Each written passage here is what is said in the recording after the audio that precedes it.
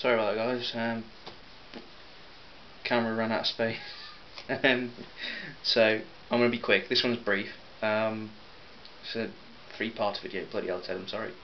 I'm not going to do Freddie Spencer Chapman now, which I was planning to do. I'll leave that out. I'll make that as a video for my channel itself.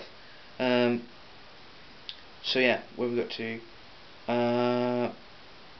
So people that knew Malaya.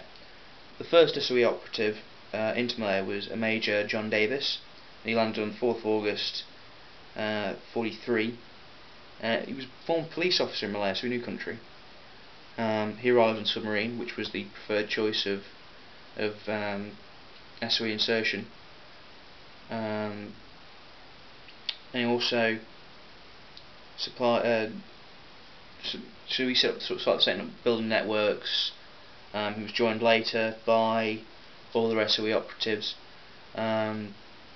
building networks, teaching.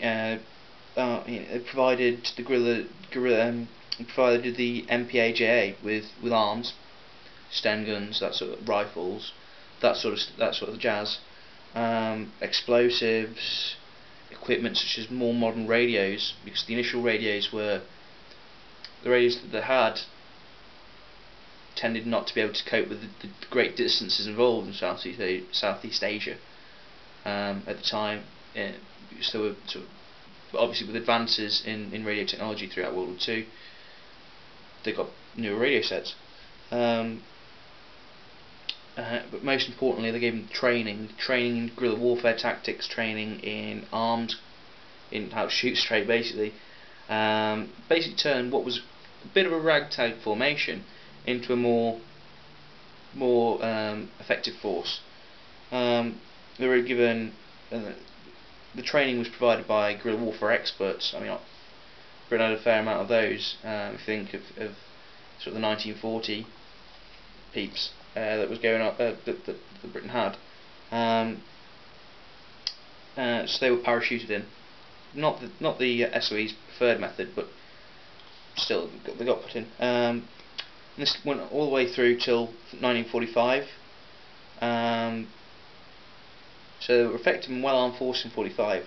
And it wasn't until it was late 45 the MPAJA was stood down in Malaya and disbanded.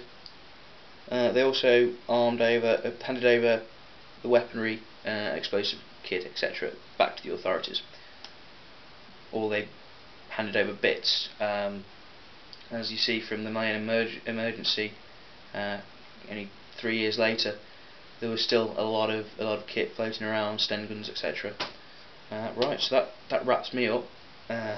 Finally, the 2 main books that I used for reference material were the Bible, Reader's Digest, The World at Arms. Fantastic book, thoroughly recommend you to get it. Several different authors, but brilliant book. The other was Jungle Soldier, detailing exploits of Freddie Spencer Chapman, who I didn't get around to doing in this video. Future reading for anyone who's interested in guerrilla warfare is Walter Leclerc, Guerrilla Warfare. Good book, a lot of insight by a French guy who operated in Algeria. You've got Peter Harcode's Fighting Dirty, which is more modern insurgency and counterinsurgency. Goes from sort of Ho Chi Minh to Osama bin Laden, and also John Nagel's How to Eat Soup with a Knife. Good book. Yeah. So that's me. Thanks for watching. Keep it real, guys.